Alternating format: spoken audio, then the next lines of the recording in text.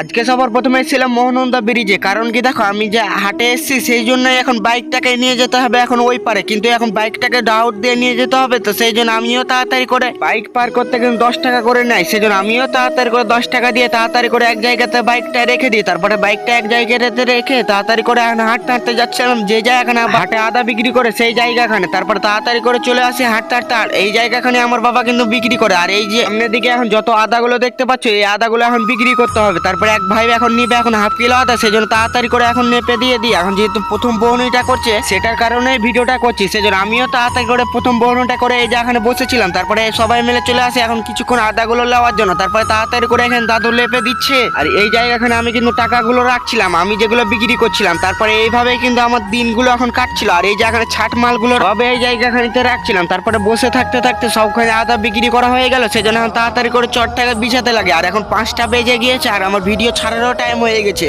আজকে মনে হচ্ছে ভিডিও ছাড়তে পাবো না, দেখি টাইম পাইলে তোমাদের কাছে ভিডিওটা শেয়ার করে দিব, অবশ্যই দেখে লাইক শেয়ার করে দিবে। তো চলো টাটা।